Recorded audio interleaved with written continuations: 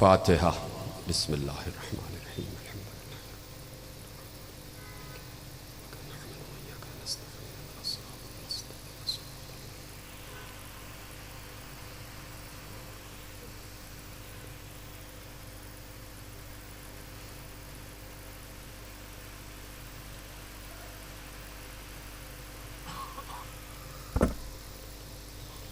اعوذ باللہ السمیع العلیم من الشیطان اللعین الرجیم۔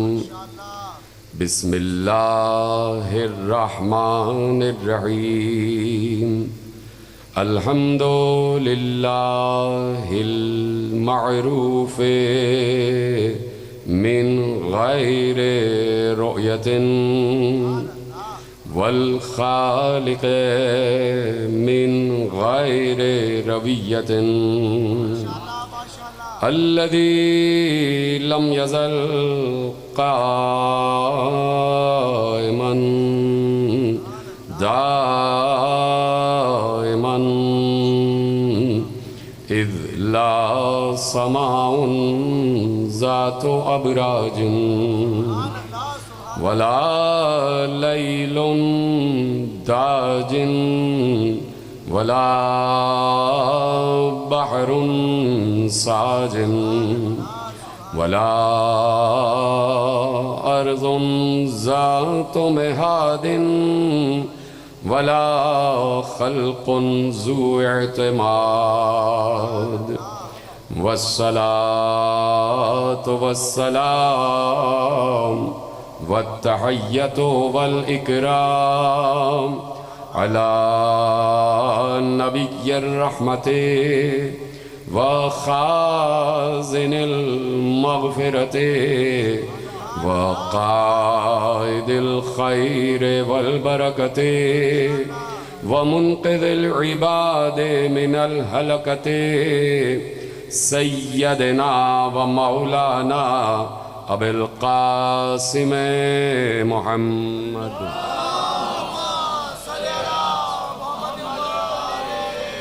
وأهل بيته الطيبين الطاهرين المعصومين المظلومين المنتخبين المنتجبين الذين أذهب الله عنهم الرجس وطهرهم تطهيرا۔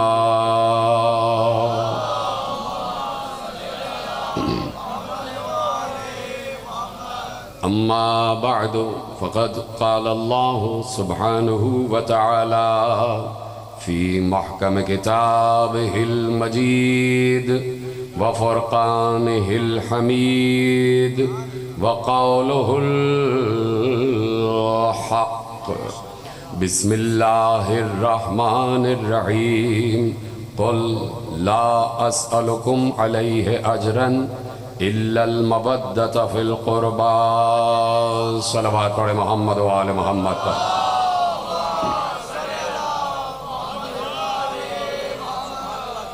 پروردگار عالم کا شکر ہے اور اس امر پر اور اس کی اس نعمت پر کہ جو اس نے ہمیں اس صورت سے عطا فرمائی ہے کہ اس نے اپنے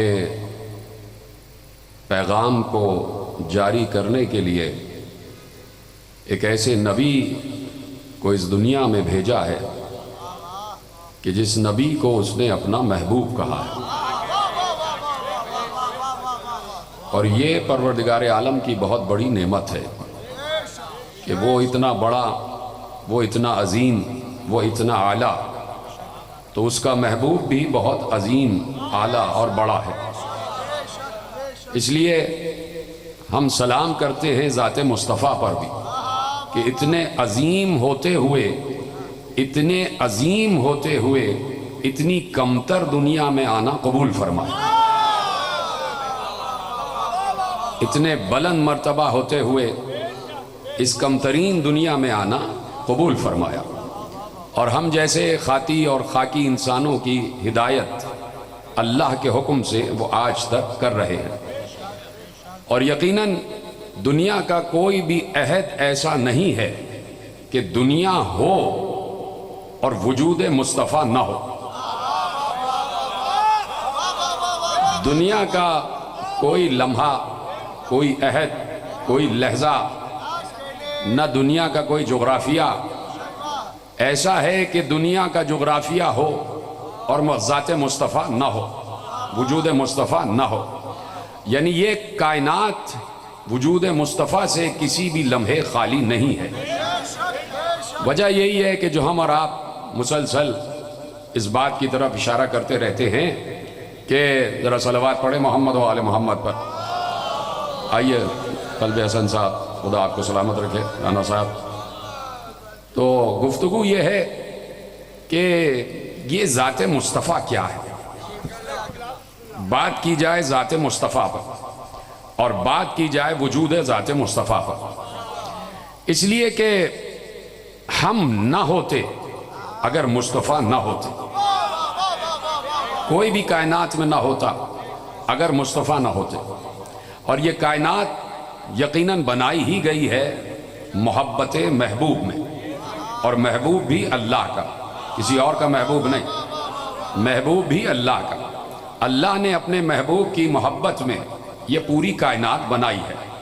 یہ چاند مصطفیٰ کی محبت، یہ سورج مصطفیٰ کی محبت، یہ کرۂ ارض مصطفیٰ کی محبت، یہ آسمان مصطفیٰ کی محبت، یہ تہ در تہ فضائیں مصطفیٰ کی محبت، یہ لوح مصطفیٰ کی محبت، یہ قلم مصطفیٰ کی محبت، یہ عرش مصطفیٰ کی محبت، یہ کرسی مصطفیٰ کی محبت، یہ جبل مصطفیٰ کی محبت، یہ حضر مصطفیٰ کی محبت، یہ سفر مصطفیٰ کی محبت، یہ آسمانی کتابیں مصطفیٰ کی محبت، یہ توریت مصطفیٰ کی محبت، یہ زبور مصطفیٰ کی محبت، یہ انجیل مصطفیٰ کی محبت، یہ قرآن مصطفیٰ کی محبت، یہ انبیاء مصطفیٰ کی محبت، یہ اوصیاء مصطفیٰ کی محبت، یہ اولیاء مصطفیٰ کی محبت، یہ شہداء مصطفیٰ کی محبت، یہ صالحین مصطفیٰ کی محبت، یہ صدیقین مصطفیٰ کی محبت، یہ سدرہ مصطفیٰ کی محبت، یہ سدرۃ المنتہا مصطفیٰ کی محبت، یہ شجر طوبہ یہ مصطفیٰ کی محبت، یہ جنتیں مصطفیٰ کی محبت، یہ قصر ہائے جنت یہ مصطفیٰ کی محبت، یہ حجابات مصطفیٰ کی محبت، یہ سرادقات مصطفیٰ کی محبت، یہ آدم مصطفیٰ کی محبت، یہ نوح مصطفیٰ کی محبت، یہ ابراہیم مصطفیٰ کی محبت، یہ موسیٰ مصطفیٰ کی محبت، یہ عیسیٰ مصطفیٰ کی محبت، یہ یعقوب مصطفیٰ کی محبت، یہ یوسف مصطفیٰ کی محبت، یہ ہود مصطفیٰ کی محبت، یہ صالح مصطفیٰ کی محبت، یہ لوط مصطفیٰ کی محبت، یہ انبیاء مصطفیٰ کی محبت، یہ رسول مصطفیٰ کی محبت، شریعتیں مصطفیٰ کی محبت، آیتیں مصطفیٰ کی محبت، قاب قوسین مصطفیٰ کی محبت، ہر انسان مصطفیٰ کی محبت، ہر جن انسان مصطفیٰ کی محبت، ہر پرندہ مصطفیٰ کی محبت، ہر حشرات الارض مصطفیٰ کی محبت، یہ ٹھاٹے مارتا ہوا سمندر مصطفیٰ کی محبت، یہ موجزن دریا مصطفیٰ کی محبت، یہ تہ در تہ امواج مصطفیٰ کی محبت، یہ بینائی مصطفیٰ کی محبت، یہ ناطقہ مصطفیٰ کی محبت، یہ لامسہ مصطفیٰ کی محبت، یہ سامعہ مصطفیٰ کی محبت، یہ قلب مصطفیٰ کی محبت، یہ محبت مصطفیٰ کی محبت، یہ الفت مصطفیٰ کی محبت، یہ چاہت مصطفیٰ کی محبت، یہ قرب مصطفیٰ کی محبت، یہ سب کچھ مصطفیٰ کی محبت۔ کچھ نہ ہوتا اگر مصطفیٰ کی محبت نہ ہوتی۔ یہ جملہ کس نے کہا؟ یہ اللہ نے کہا کہ جو کچھ بھی ہے مصطفیٰ کی محبت سے ہے۔ اب اسی اللہ نے ایک کلمہ رکھا ہے، اگر بات پہنچ جائے تو مجھے بتائیے گا۔ میں نے کہہ دیا کہ کائنات کا ذرہ ذرہ مصطفیٰ کی محبت کا شاخسانہ ہے، اور یہ کون کہہ رہا ہے؟ یہ اللہ کہہ رہا ہے، وہی اللہ کہ جس نے اسلام میں پہلا کلمہ رکھا ہے کہ لا الہ الا اللہ، لا الہ الا اللہ۔ جب معصوم سے پوچھا گیا کہ الہ کا مطلب کیا ہے تو معصوم نے بتایا کہ الہ کا مطلب یہ ہے کہ صرف جس سے محبت کی جائے اس سے علاوہ کسی سے محبت نہ کی جائے۔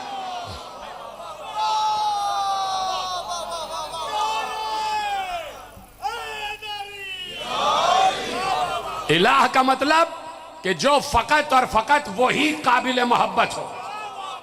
الہ کا مطلب سوائے اللہ کے کوئی محبت کے قابل نہیں ہے۔ لا الہ الا اللہ، کوئی محبت کے لائق نہیں مگر یہ کہ اللہ.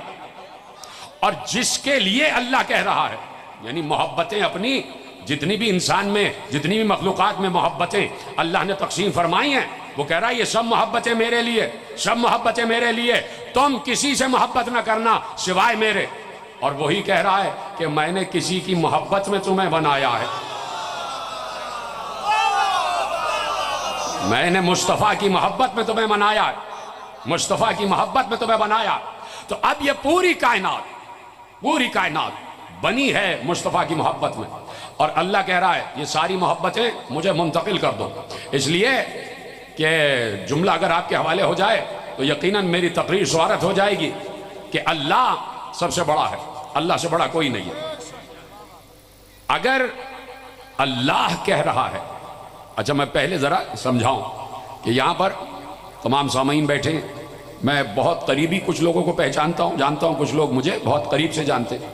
تو جن کو میں قریب سے جانتا ہوں میں ان کے صفات بیان کر سکتا ہوں، یہ ایسے ہیں، یہ ایسے ہیں، کردار ان کا اتنا اچھا ہے، اتنے بلند کردار کے ہیں، اتنے لطیف ہیں، اتنے پرگوں ہیں، ایسے ہیں، اخلاق ان کا ہے، لہجہ ان کا ہے، یہ سب چیزیں میں بیان کر سکتا ہوں. اور جب میں بیان کر دوں گا تو یہ پلٹ کے کہیں گے آپ نے بالکل صحیح بیان کیا، ایسا ہی ہوں میں. یعنی کوئی پہچانتا ہے تب تعریف مکمل کرتا ہے. اب مسئلہ یہ ہوا کہ ابھی نور مصطفیٰ وجود میں آیا، ایک لمحہ ہوا، ابھی نور مصطفیٰ وجود کی منزل پر آیا، اور اللہ نے فوراً اتنی بڑی ڈگری دے دی، یا احمد اے میری مکمل تعریف کرنے والے،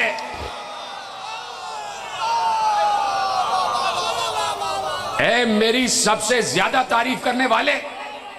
یعنی ابھی نور مصطفیٰ وجود میں آیا ہے. اور حدیث قدسی میں اللہ جو پہلی مرتبہ آواز آ رہی ہے وہ یہ ہے، یا احمد لولاک لما خلقت الافلاک، اے میری سب سے زیادہ حمد کرنے والے، کچھ نہیں ہے اگر تو نہ ہوتا، جو کچھ ہے تیری وجہ سے ہوگا. لولاک لما خلقت الافلاک، نہیں خلق کروں گا افلاک کو مگر تیری محبت میں. اے میری سب سے زیادہ حمد کرنے والے، اے میری سب سے زیادہ حمد کرنے والے، تیرے ہی لیے ہے. تو اب کم از کم یہ تو پوچھا جائے کہ مصطفیٰ نے حمد کس کی ہے؟ اللہ کی. جب اللہ یہ بات قبول کر رہا ہے کہ مصطفیٰ نے میری حمد کامل کی ہے، تو اس کا مطلب ہے کہ جیسے اللہ خود اپنے کو پہچانتا ہے ویسے ہی مصطفیٰ نے اللہ کو پہچانا. تبھی تو اللہ نے کہا یا احمد اے میری سب سے زیادہ حمد کرنے والے. یعنی جیسا اللہ ہے، جب مصطفیٰ نے ویسا پہچانا اور پہچاننے کے بعد حمد کی تو اللہ نے کہا اے میری سب سے زیادہ حمد کرنے والے، تو اتنی بڑی ڈگری دے دی. تو سب سے زیادہ حمد کرنے والا مصطفیٰ. تو پلٹ کے پوچھا جائے کس کی سب سے زیادہ حمد کی، تو آواز آئے گی اللہ کی. تو اب لغت عرب نے لکھا جو سب سے زیادہ حمد کرے اسے احمد کہتے ہیں، اور جس کی سب سے زیادہ حمد کی جائے اسے محمد کہتے ہیں. تو اس کا مطلب ہے وہاں مصطفیٰ نے اللہ کی اتنی حمد کی کہ سکان سماوات میں مصطفیٰ احمد تھے اور اللہ محمد تھا. مصطفیٰ احمد تھے اور اللہ محمد تھا. اتنا آسان نہیں ہے ذات مصطفیٰ پر بات کرنا، اس لیے کہ مصطفیٰ کس کی حمد کر رہے ہیں؟ اللہ کی. جس کی سب سے زیادہ حمد کی جائے اسے محمد کہتے ہیں، اور جو سب سے زیادہ حمد کرے اسے احمد کہتے ہیں. تو عالم بالا میں، عالم نور میں، دوبارہ کہہ دوں جملہ کہ مصطفیٰ نے، نور مصطفیٰ نے اللہ کی اتنی حمد کی، سب سے زیادہ حمد کی، تو مصطفیٰ احمد تھے اور اللہ محمد تھا. لغت ڈکشنری جا کے پڑھیے گا. مصطفیٰ احمد تھے اور اللہ محمد تھا. اللہ نے مصطفیٰ کو دنیا میں بھیجا اور بھیجنے کے بعد ہر نبی سے کہا مصطفیٰ کی حمد، مصطفیٰ کی حمد. آدم مصطفیٰ کا تعارف کرانا، نوح مصطفیٰ کا تعارف کرانا، ابراہیم مصطفیٰ کا تعارف کرانا، موسیٰ عیسیٰ مصطفیٰ کا تعارف کرانا، توریت میں مصطفیٰ کا ذکر، انجیل میں مصطفیٰ کا ذکر، زبور میں مصطفیٰ کا ذکر، قرآن میں مصطفیٰ کا ذکر. جب مصطفیٰ عالم سماوات سے زمین پر آ گئے تو اب اللہ نے مصطفیٰ کی اتنی حمد کی کہ اللہ احمد ہو گیا اور مصطفیٰ محمد ہو گئے. اللہ احمد اور مصطفیٰ محمد. توجہ فرما لیا آپ نے. تو یہ ہے محب و محبوب کا قصہ. یہ پوری کائنات محب نے بنائی ہے اور محبوب کے لیے بنائی ہے. اب محبوب کا کام کیا ہے؟ پہلے تو دیکھا جائے کہ جنہوں نے محبوب کے آنے کا اعلان کیا ان کا کام کیا تھا.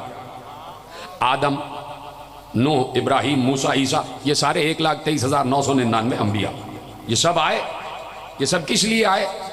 یہ سب آئے کہ بھائی صراط مستقیم کی طرف ہدایت کی جائے، صراط مستقیم کی طرف ہدایت کی جائے، صراط مستقیم کی طرف ہدایت کی جائے. آ جاؤ اللہ کے سیدھے سچے راستے کی طرف آ جاؤ، اللہ کی طرف آ جاؤ، اللہ کی طرف آ جاؤ. ایک راستہ ادھر جا رہا ہے، ایک راستہ ادھر، ایک ادھر، ایک ادھر، ایک ادھر. یعنی کسی منزل پر پہنچنے کے لیے راستہ تو ایک ہی ہوگا. 6,000 راستوں سے آپ نہیں پہنچ سکتے. یعنی آپ یہاں آئیں گے تو اس گھر تک پہنچنے کے لیے اس گلی میں آنا ضروری ہے. اس گھر تک پہنچنے کے لیے اس گلی میں آنا ضروری ہے. اس گلی تک آنے کے لیے ہو سکتا ہے بہت سے راستے ہوں، لیکن اس گھر تک پہنچنے کے لیے اس گلی میں آنا ضروری ہے. اسی طرح آدم سے لے کے خاتم تک ہر نبی کہہ رہا تھا آ جاؤ اللہ کے راستے کی طرف آ جاؤ، اللہ کے راستے کی طرف آ جاؤ، اللہ کے راستے کی طرف آ جاؤ. آدم کا کام بھی تھا کہ صراط مستقیم کی طرف لے آئے. نوح کا کام بھی تھا صراط مستقیم کی طرف لے آئے. ابراہیم، موسیٰ، عیسیٰ، 1,23,999 انبیاء کا کام تھا کہ صراط مستقیم کی طرف آ جاؤ، صراط مستقیم کی طرف آ جاؤ، صراط مستقیم کی طرف آ جاؤ. تو میرے عزیزو، آدم سے لے کے خاتم تک سب کو معلوم ہے صراط مستقیم کیا ہے. تو آدم سے لے کے خاتم تک یہ سب کے سب حق والے ہیں، سب کے سب حق والے ہیں. لیکن آدم کے مقابل تھا شیطان. شیطان تھا باطل. تو آج کے ملا سے جا کے یہ کہو کہ تم سے پہلے صراط مستقیم کا پتہ شیطان کو معلوم ہے. ذرا بات ذرا گہری ہو گئی بات، اس لیے کہ پیچھے والے حضرات خاموش رہے. آج کے کسی مفتی ملا سے پہلے صراط مستقیم کا پتہ شیطان کو معلوم. شیطان جانتا ہے کہ صراط مستقیم کیا ہے. آپ چپ ہو گئے کہ بھئی شیطان کو جب معلوم ہے تو وہ صراط مستقیم پر آ کیوں نہیں جاتا؟ یہی سوچ رہے ہیں نا آپ کہ وہ راہ ہدایت پر کیوں نہیں آ گیا؟ بھائی شیطان نے کیا کہا تھا؟ پروردگار جیسے تو نے مجھے اغوا کیا ویسے ہی میں اس آدم کی اولاد کو اغوا کروں گا اور تیری صراط مستقیم پر بیٹھ جاؤں گا اور وہاں آنے والے ہر فرد کو دائیں سے بائیں سے آگے سے پیچھے سے بہکاؤں گا. اس کا مطلب ہے شیطان کو معلوم ہے صراط مستقیم کیا ہے. شیطان کو معلوم ہے صراط. کیا کہا اس نے؟ قرآن پڑھی ہے ابھی. ہاتھ کنگن کو عارسی کیا، پڑھے لکھے کو فارسی کیا. سورہ بقرہ میں اس نے کہہ دیا، اللہ نے ارشاد فرمایا کہ شیطان نے مجھ سے بدتمیزی کی. شیطان نے بدتمیزی کی اللہ سے. جب بدتمیزی کوئی کرتا ہے تو پھر اللہ کا حق ہوتا ہے کہ وہ اسے بزم سے نکال دے. بدتمیز آدمی بزم میں بیٹھنے کے قابل نہیں ہوتا. جو بزم میں بدتمیزی پھیلاتا ہے اسے بزم سے نکال دیا جاتا. اس نے کی اللہ سے بدتمیزی. اللہ نے کہا تو راندہ درگاہ ہے، مردود ہے.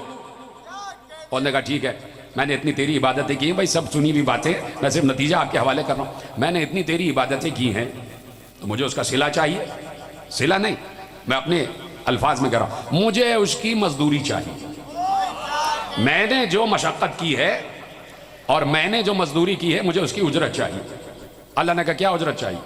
کہا میں تیری صراط مستقیم پر بیٹھ جاؤں گا اور اس کی اولاد میں سے، آدم کی اولاد میں سے جو بھی صراط مستقیم پر آئے گا دائیں سے بائیں سے آگے سے پیچھے سے بہکاؤں گا. اللہ نے کہا بہکا لے. دیکھ رہے ہیں ذرا اس طرز تخاطب کو سمجھیں. مجھے ایک موضوع دیا گیا ہے تو موضوع کو مجھے پڑھنا مجبوری ہے اور میں آ رہا ہوں اور آپ کے حوالے نتیجہ کروں گا.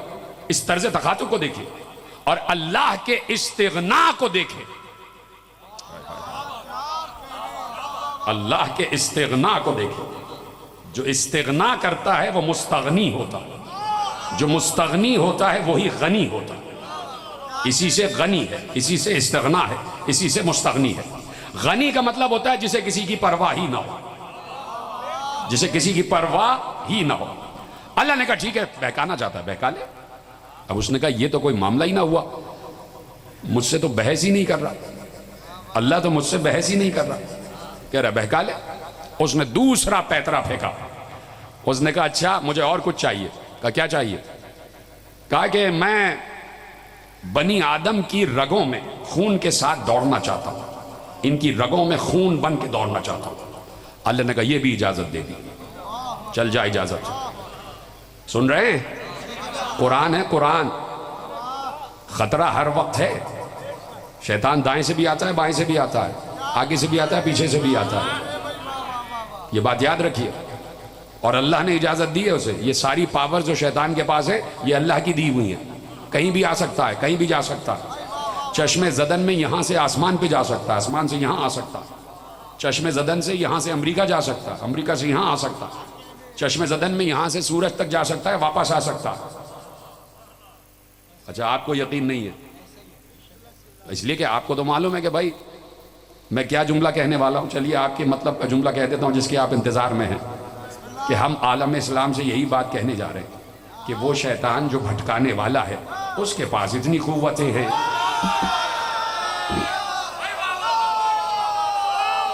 جیتے رہے, سلامت رہے. اللہ نے کہا ٹھیک ہے ان کی رگوں میں خون بن کے دوڑ. اس نے کہا یہ معاملہ بھی نہیں چلا, وہ تو بحث ہی نہیں کر رہا. عالم کبھی جاہل سے بحث نہیں کرتا, کبھی بحث نہیں کرتا. ٹھیک ہے بدتمیزی کیے جاؤ. اللہ کہہ رہا بدتمیزی کیے جاؤ. کیا چاہیے؟ کہا کہ ایک اور. کہا کیا؟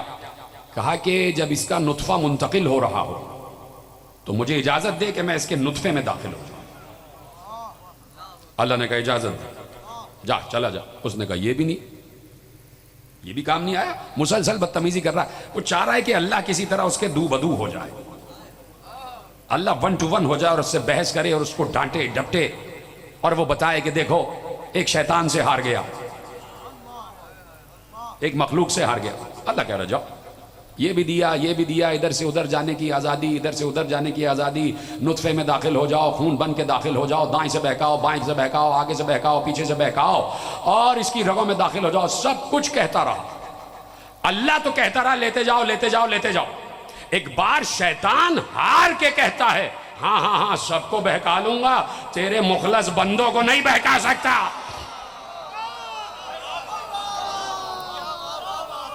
سب کو بہکا لوں گا, تیرے مخلص بندوں کو نہیں بہکا سکتا. خود اس نے ہار کے کہا کہ تیرے مخلص بندوں کو نہیں بہکا سکتا. تو اب شیطان کو اجرت کیا ملی؟ بہکانے کی, کہ جتنا بہکا سکتا ہے بہکاتا جاؤ. اور آج تک بہکا رہا ہے, آج تک اپنے مشن سے ہٹا نہیں ہے. آج بھی اللہ نے اجازت دی ہوئی ہے. اس نے کہا کہ پروردگار یہ بھی اجازت دے کہ آدم کے بچوں کے یہاں ایک بیٹا پیدا ہو اور اس کو بہکانے کے لیے میرے یہاں 2 اولادیں پیدا ہوں. اللہ نے کہا ٹھیک ہے. یعنی ایک بچے کے ساتھ 2 شیطان بھی پیدا ہوتے, اور اللہ نے عدل رکھا کہ 2 فرشتے بھی پیدا کر دیے, 2 فرشتے بھی ساتھ رکھ دیے. توجہ فرمانے. تو اب وہ بیٹھا ہے صراط مستقیم پر. کون؟ شیطان. صراط مستقیم پر بیٹھا, کبھی دائیں سے, کبھی بائیں سے, کبھی آگے سے, کبھی پیچھے سے. اللہ کو پرواہ ہی نہیں, اللہ کو پرواہ ہی نہیں.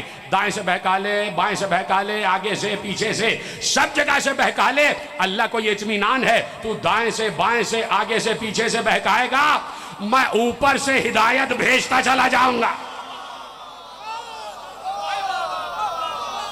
میں آسمان سے ہدایت بھیجتا چلا جاؤں گا. تو وہ بیٹھا ہے صراط مستقیم پر. کون؟ شیطان. آج بھی صراط مستقیم پر بیٹھا, اسے معلوم ہے صراط مستقیم کیا ہے. تو اب طے کرنا ہے کہ صراط مستقیم کیا ہے.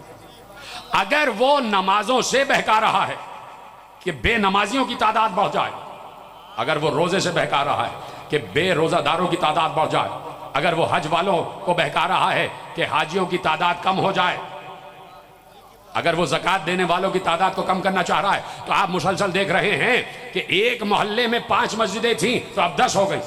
اس کا مطلب ہے نمازیوں کی تعداد بڑھ رہی ہے. کل 5 جگہ افطار کرایا جاتا تھا, آج 100 جگہ کرایا جا رہا.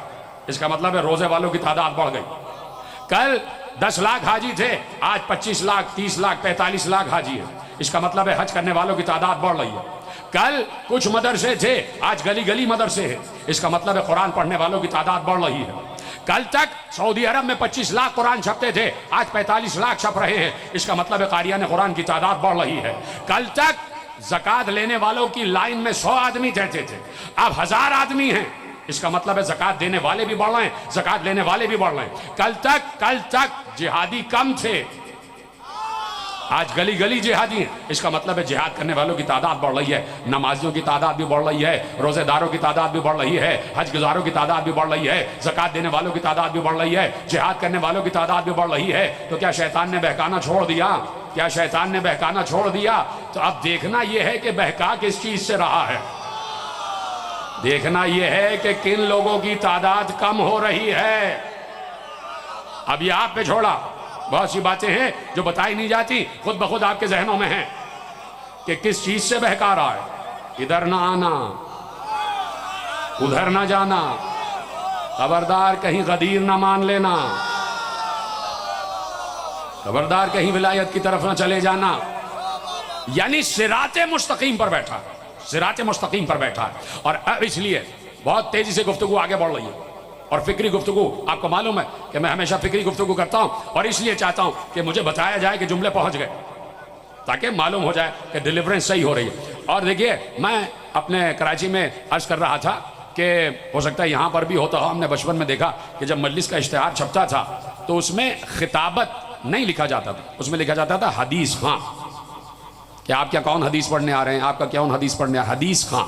تو آج کل لکھا جاتا ہے خطابت ذاکر فلانا، لیکن پہلے لکھا جاتا تھا حدیث خاں، یعنی ممبر کا کام ہی یہ تھا کہ حدیث معصوم بیان کی جائے، اس کے علاوہ اپنا نتیجہ نہیں کہ میں نے کیا سمجھا اور کس نے کیا سمجھا، نہیں، معصوم کی حدیث بیان کر دی جائے، اور سامعین میں اتنی عقل ہونی چاہیے کہ وہ معصوم کی حدیث کو کسب کر سکے اور اس میں کشف کر سکے اور اس میں سے استنباط کر سکے کہ معصوم کیا کہنا چاہ رہے ہیں۔ تو اب میں حدیث معصوم آپ کے حوالے کر رہا ہوں، آدم سے لے کے خاتم تک ہر نبی ہدایت کے لیے بھیجا گیا، آ جاؤ صراط مستقیم پر آ جاؤ، صراط مستقیم پر آ جاؤ، صراط مستقیم پر آ جاؤ۔ آدم سے لے کے خاتم تک سب نے یہ کہا، اور اللہ نے تو ایک بار پیغمبر سے کہہ دیا، انکا لتہدی الی صراط مستقیم، آپ تو ہے ہی اس لیے کہ آپ صراط مستقیم کی طرف بلائیں، انکا لتہدی الی صراط مستقیم، آپ کو تو بنایا ہے اس لیے گیا ہے کہ آپ صراط مستقیم کی طرف بلائیں، آپ کو ہدایت کرنے والا بنا کے بھیجا گیا ہے کہ آپ کہیں صراط مستقیم کی طرف آ جاؤ، صراط مستقیم کی طرف آ جاؤ، صراط مستقیم کی طرف آ جاؤ۔ دیکھیے، پچھلے انبیاء میں بھی روزے رکھے جا رہے تھے، پچھلی انبیاء بھی نمازیں پڑھی جا رہی تھیں، موسیٰ کی قوم بھی نماز پڑھتی تھی، موسیٰ کی قوم بھی نماز پڑھتی تھی، اور عیسیٰ کی قوم بھی نماز پڑھتی تھی، اور روزے بھی رکھے جاتے تھے۔ اگر نماز نہ پڑھتی ہوتی یہ قومیں تو کبھی بھی ہمارے محترم پیارے پیارے میٹھے میٹھے اسلامی بھائی اور ان کے بڑے بڑے علماء یہ روایت نہ لکھتے کہ پیغمبر جب معراج سے واپس آئے تو موسیٰ مل گئے راستے میں، یاد ہے آپ کو کہ جناب موسیٰ راستے میں مل گئے، اور کہا کیا دیا اللہ نے؟ کہا 50 نمازیں۔ تو جناب موسیٰ نے کہا کہ بھائی امت نہیں پڑھ سکتی، کم کروائیے۔ اس کا مطلب ہے کہ نماز کا کانسیپٹ جناب موسیٰ کے پاس تھا، اور جناب موسیٰ کی قوم بھی نماز پڑھتی تھی، اور اس کو قرآن میں ذکر بھی کر دیا گیا کہ تم پر روزے ویسے ہی فرض کیے گئے جیسے پچھلی قوموں پر فرض کیے گئے تھے۔ تو نمازیں پہلی قومیں بھی پڑھ رہی تھیں، روزے پچھلی قومیں بھی پڑھ رہی تھیں، اور کسی قبلے کی طرف منہ کر کے نماز بھی پڑھ رہی تھی جو بیت المقدس تھا۔ قبلے کا تصور بھی تھا، نماز کا تصور بھی تھا، روزے کا تصور بھی تھا، عبادات کا تصور بھی تھا، یہاں تک کہ آپ کے حظ طبیعت کے لیے ایک جملہ عرض کروں، ہمارے یہاں کے ایک عالم سے ایک عیسائی کی بحث ہو گئی، اور انہوں نے معصوم کا ایک مکالمہ اس کے سامنے پیش کیا اور اس کی بولتی بند کر دی۔ وہ معصوم کا مکالمہ کیا تھا کہ ایک عیسائی معصوم کے پاس آ گیا اور اس نے کہا کہ عیسیٰ جو ہے اللہ کے بیٹے، جو ان کا عقیدہ ہے۔ تو معصوم کے پاس آ کے بیٹھ گیا، معصوم کو معلوم ہے یہ مشرک ہے اور عیسیٰ کو اللہ کا بیٹا مانتا ہے۔ وہ معصوم نے ایک عجیب بات کی، کہا کہ عیسیٰ تو نماز ہی نہیں پڑھتے تھے، عیسیٰ تو بے نمازی تھے۔ اب یہ غصہ ہو گیا، اس نے کہا کیا مطلب؟ آپ جناب عیسیٰ پہ الزام لگا رہے، مسلمانوں کے معصوم ہوتے ہوئے جناب عیسیٰ پر الزام لگا رہے، عیسیٰ تو بہت بڑے نمازی تھے۔ تو معصوم نے کہا نمازی تھے تو کس کی نماز پڑھتے تھے؟ جو نماز پڑھے وہ خدا تھوڑی ہو سکتا ہے، جو نماز پڑھے وہ خدا تھوڑی ہو سکتا ہے۔ تو نماز کا تصور، روزے کا تصور، عبادات کا تصور تھا، ٹھیک ہے۔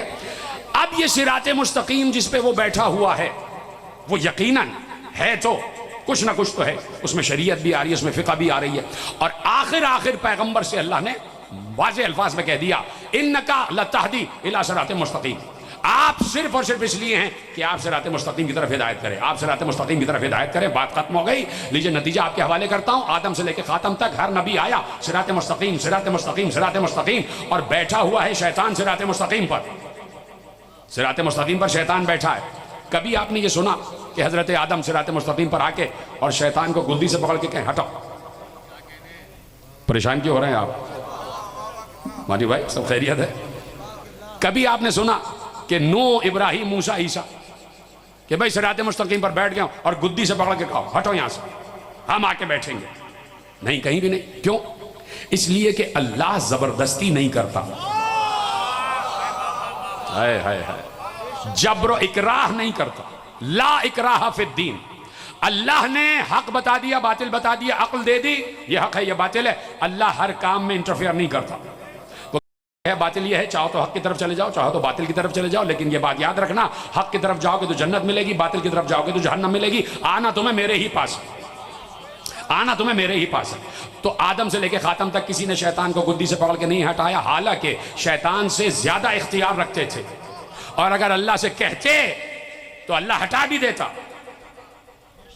ہائے ہائے ہائے, کیسے چپ ہو گئے آپ بھائی؟ یہ معصومین اللہ سے کہتے کہ شیطان کو ہٹا دے تو اللہ ہٹا بھی دیتا.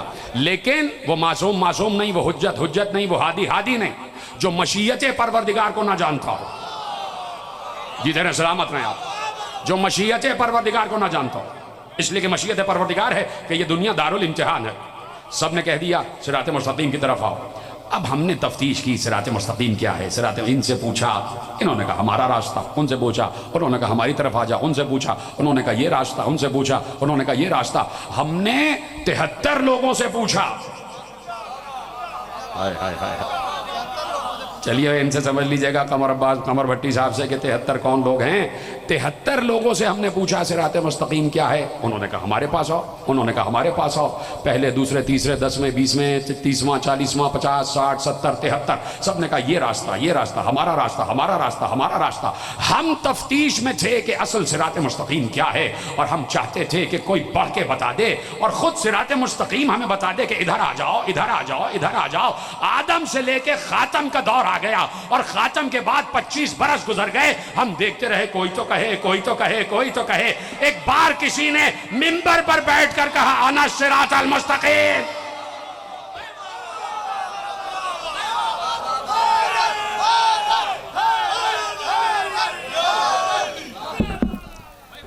کسی کی منبر سے آواز آئی انا الصراط المستقیم.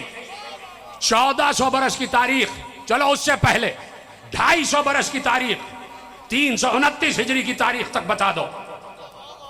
چلو اس سے بھی پہلے, اس سے بھی پہلے 40 ہجری سے پہلے کی تاریخ میں بتا دو کہ کسی نے کہا ہو کہ میں ہوں صراط مستقیم. ہاں یہ تو بڑے مخلص لوگ گزرے, سچے جملے تو نظر آئے, سچے لوگ تو نظر آئے کہ جنہوں نے کہا کہ میں بھی کبھی کبھی ادھر ادھر ہو جاتا ہوں, تو ادھر ادھر پاؤ تو مجھے راستے پہ لگا دینا. ایسے مخلص اور سچے لوگ تو گزرے ہیں, لیکن کسی نے یہ نہ کہا کہ میں ہی صراط مستقیم ہوں.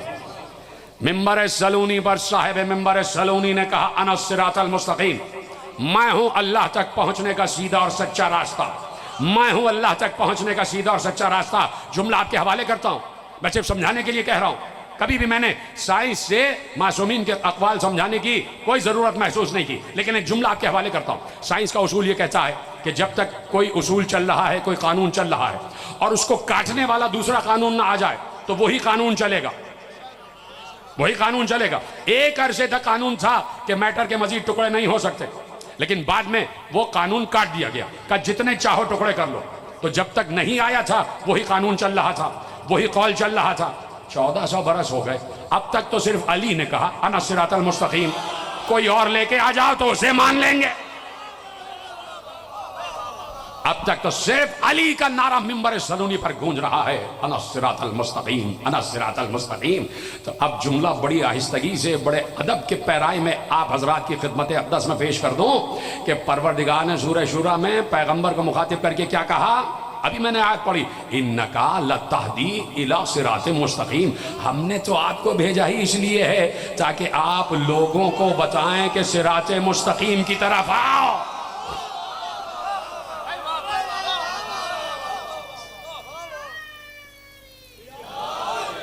صراط مستقیم کی طرف آؤ، انکا، اللہ کہہ رہا بے شک آپ لتہدی ہدایت کرتے ہیں الی صراط مستقیم، صراط مستقیم کی طرف آپ ہدایت کرنے والے بھیجے گئے۔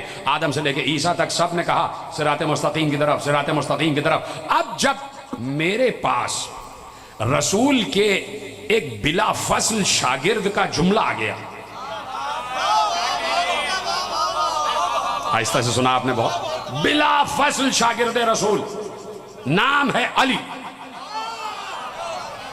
صفت ہے علی، اس کو تو وصول کرتے ہیں آخری آدمی تک، نام بھی علی صفت بھی علی، نام بھی علی صفت بھی علی، شاگرد خاص ہے رسول اللہ کا، اور رسول اللہ نے اسے تختی اور قلم سے نہیں لکھنا سکھایا یا کوئی کتاب پڑھائی نہیں، رسول نے اپنے لعاب سے اس شاگرد تک توریت بھی منتقل کی، زبور بھی منتقل کی، انجیل بھی اور قرآن بھی، سارا کا سارا علم لعاب رسول کے ذریعے دہن علی میں داخل ہوا۔ بلا فصل شاگرد رسول کا نام ہے علی، اور وہ بلا فصل شاگرد رسول، بھائی رسول سب سے پہلے اور سب سے بڑے صدیق کا نام ہے رسول، سب سے بڑا صدیق ہے مصطفیٰ، مصطفیٰ ہیں سب سے بڑے صدیق، اس لیے کہ مصطفیٰ نسل ابراہیم میں ہے اور دین ابراہیم پر ہے۔ پریشان تو نہیں ہو گئے؟ اب پتہ نہیں کتنی بجے بیٹھا تھا میں، 20 منٹ 25 منٹ تو ہو گئے شاید، بس 20 منٹ کی اور زحمت۔ مصطفیٰ دین ابراہیم پر بھی ہیں اور نسل ابراہیمی میں بھی ہے۔ اچھا، میں یہاں سے لے کے آخری آدمی تک ایک سوال کروں تو آپ کا جواب ہاں میں آئے گا، میں دعوے سے کہہ رہا ہوں، یہاں کوئی ایسا انسان نہیں ہے جو کہے کہ آپ غلط کہہ رہے ہیں۔ اور وہ سوال کیا ہے؟ مصطفیٰ افضل الانبیاء ہیں؟ سب نے کہا بے شک۔ افضل الانبیاء کا مطلب یہ ہے کہ ہر نبی سے افضل، تو جناب ابراہیم سے بھی افضل، حالانکہ نسل ابراہیمی میں ہیں، حالانکہ مصطفیٰ بھی بشر ہیں، لیکن ابو البشر سے بھی افضل، نسل ابراہیمی میں ہیں تو ابراہیم سے بھی افضل۔ بھائی اس سے تو کوئی انکار نہیں ہے کہ حضرت ابراہیم سے بھی افضل ہے۔ اچھا، سامنے کی بات بتا دوں، حضرت ابراہیم کو اللہ نے دوست تو کہا، محبوب نہیں کہا، محبوب نہیں کہا کہ ابراہیم تم ہمارے دوست ہو، محبوب نہیں ہو۔ محبوب کا مطلب جو دل میں بس جائے، دوست تو کبھی مل رہا ہے کبھی نہیں مل رہا۔ اب سوچئے، اللہ کا دوست ابراہیم جیسا، اللہ کا یار، یہ بات میں سن لیجئے گا، کچھ جملے ایسے ہوتے ہیں کہ میں سوچتا ہوں کہ شاید پہنچ جائے۔ اللہ کا دوست ہے ابراہیم، اور اللہ کے محبوب ہے مصطفیٰ، اور مصطفیٰ ہیں ابراہیم سے بھی افضل۔ پہنچ گئی یہاں تک بات؟ جناب ابراہیم کے لیے اللہ نے ارشاد فرمایا وَاذْكُرْ فِي الْكِتَابِ إِبْرَاهِيمَ إِنَّهُ كَانَ صِدِّيقًا نَبِيًّا، ہمارا جو ابراہیم نبی تھا نا وہ صدیق نبی تھا۔ تو یہ ابراہیم کا ذکر کیوں کیا صدیقیت کے حوالے سے؟ تو اللہ نے کہا صدیق ابراہیم جیسا ہونا چاہیے، صدیق ابراہیم جیسا ہونا چاہیے، کہ جس نے کبھی ایک لمحے کے لیے بھی شرک نہ کیا ہو، اور اس نے بت بھی توڑے ہوں، بتوں کے سامنے جھکا بھی نہ ہو۔ حضرت ابراہیم بتوں کے سامنے جھکے نہیں، اور بت شکن بھی تھے۔ تو صدیق کی پہچان یہ ہے کہ بتوں کے سامنے جھکا بھی نہ ہو اور بتوں کو توڑا بھی ہو۔ اب ابراہیم سے افضل ہیں مصطفیٰ، تو اس کا مطلب ہے مصطفیٰ ابراہیم سے بھی بڑے صدیق۔ اب جتنے صدیق ہیں سب مانتے ہیں مصطفیٰ کو صدیق، اور وہی صدیق جسے مصطفیٰ کہتے ہیں اس نے سارا علم علی کے دہن میں داخل کیا۔ خود بخود سمجھ لیا کریں بھائی، اس کا مطلب ہے کہ صفت صدیقیت بھی علی میں داخل ہو گئی۔ تو اب مصطفیٰ کا شاگرد خاص بلا فصل علی، اور جیسے مصطفیٰ سچے ویسے ہی علی سچے، اسی لیے سورہ مبارکہ مریم میں کہہ دیا لسان صدق علیہ، ہم آخرین میں ایک سچی زبان قرار دیں گے اور اس کا نام ہوگا علی، سچی زبان علی، لسان صدق علیہ۔ سچی زبان علی. تو رسول سچا تو رسول کا جانشین، رسول کا وصی، رسول کی وصیت کو قبول کرنے والا، رسول کے علم کا وارث بھی سچا. تو جب رسول کے علم کا وارث سچا تو بغیر رسول کی اجازت کے کوئی جملہ کہہ نہیں سکتا. تو اس کا مطلب ہے کہ رسول کی اجازت سے کہا کہ انا صراط المستقیم، میں صراط مستقیم ہوں. تو اب جب مجھے ایک دلیل مل گئی، کہ علی نے کہہ دیا میں صراط مستقیم ہوں، میں صراط مستقیم ہوں، میں صراط مستقیم ہوں. جیسے میں نے کسی منزل پر یہیں چک 94 میں قصر عباس میں تقریر کرتے ہوئے ایک جملہ کہا تھا کہ پیغمبر نے خندق میں کہا یہ کل ایمان جا رہا ہے. جس کو یاد ہے وہ یاد آئے. کہا یہ کل ایمان جا رہا ہے. کون جا رہا تھا؟ علی کو کہا کل ایمان. تو اس کا مطلب ہے علی کل ایمان ہے. تو میں نے یہ جملہ عرض کیا تھا کہ اب جہاں بھی قرآن میں لفظ ایمان آ جائے تو اس کے ترجمے میں لکھا جائے گا علی، اس کے ترجمے میں لکھا جائے گا علی، اس لیے کہ ایمان کا ترجمہ ہے علی.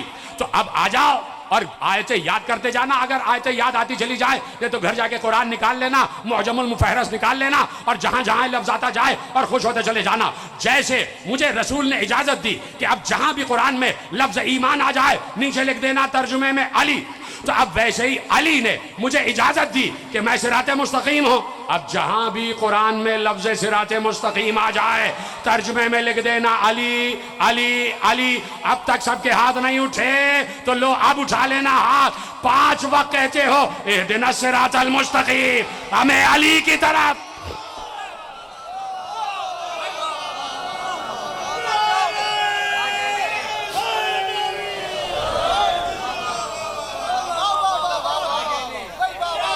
اہدنا الصراط المستقیم، ہمیں صراط مستقیم کی طرف ہدایت کر.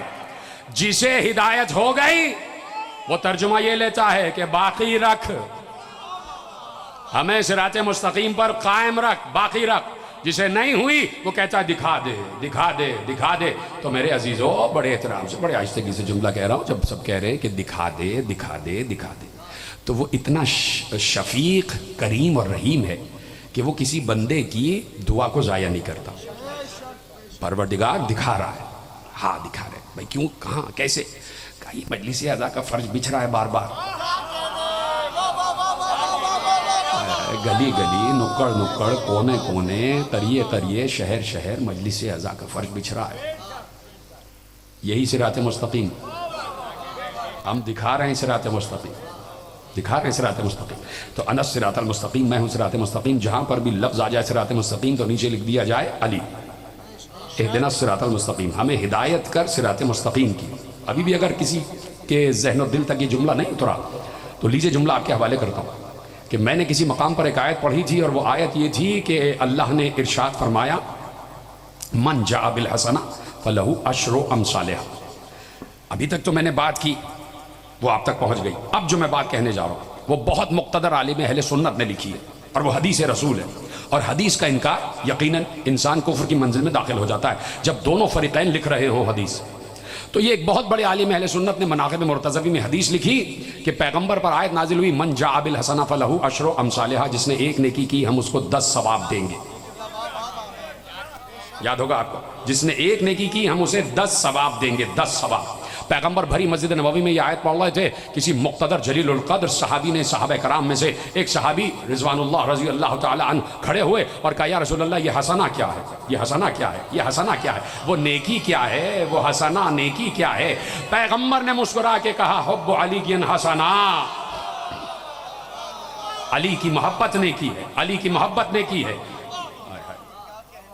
خدا کی قسم حدیث یہاں مکمل نہیں ہوئی، میں چاہتا ہوں حدیث مکمل کر دوں اگر آپ کی اجازت ہو. عالم اہل سنت نے لکھا کہ پیغمبر نے حدیث آگے بڑھائی کہ حب علی حسنہ لا تضر معها سیئہ وبغض علی سیئہ لا تنفع معها حسنہ. کہ علی کی محبت ایسی نیکی ہے جس کے ساتھ کوئی گناہ نقصان نہیں دیتا، اور علی کی دشمنی ایسا گناہ ہے جس کے ساتھ کوئی نیکی فائدہ نہیں دیتی. تو اب پیغمبر نے حسنہ کا ترجمہ کیا. ختم ہو رہی ہے تقریر. پیغمبر نے حسنہ کا ترجمہ کیا. حسنہ کا ترجمہ ہے محبت علی. عالم اہل سنت مناقب مرتضوی جا کے پڑھ لینا. ابو صالح کشفی ترمذی سنی الحنفی نے لکھا کہ پیغمبر نے کہا حسنہ ہے محبت علی، حسنہ ہے محبت علی. اب سمجھ میں آیا کہ ہمارے امام نے اور ہمارے نبی نے جو ہمیں نماز تعلیم کی، تو اس نماز میں کہا کہ پہلی رکعت پڑھنا، دوسری رکعت پڑھنا اور رکوع میں جانے سے پہلے آسمان کی طرف ہاتھ اٹھانا اور قنوت پڑھنا اور قنوت میں کہنا ربنا آتنا فی الدنیا حسنا وفی الآخرت حسنا، پروردگار دنیا میں بھی محبت علی دے، آخرت میں بھی محبت۔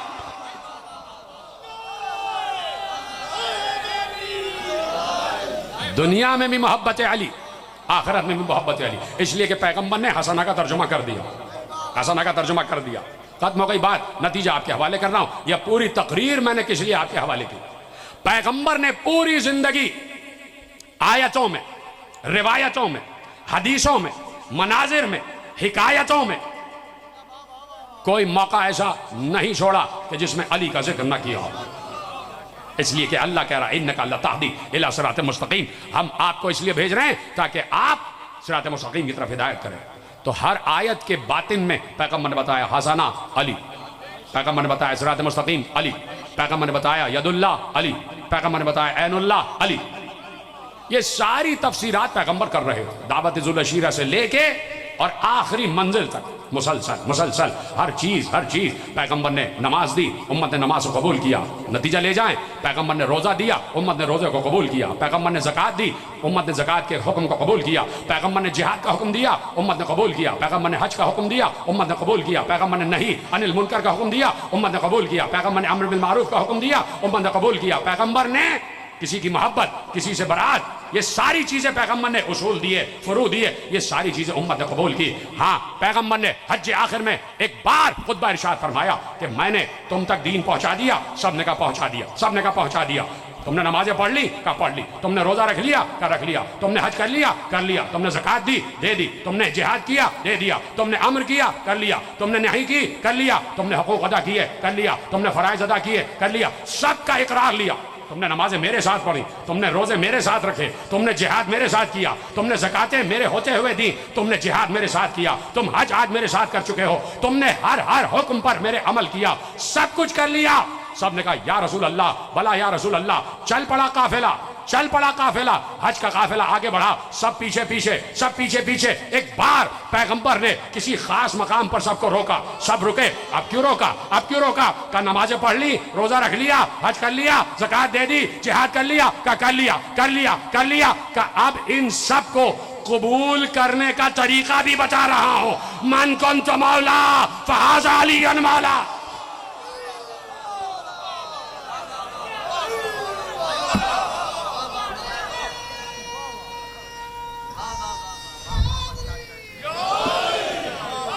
کہ اب یہ قبول بھی کرواؤ، اب یہ قبول بھی کرواؤ، یہ سارے احکامات الہیہ قبول کرواؤ۔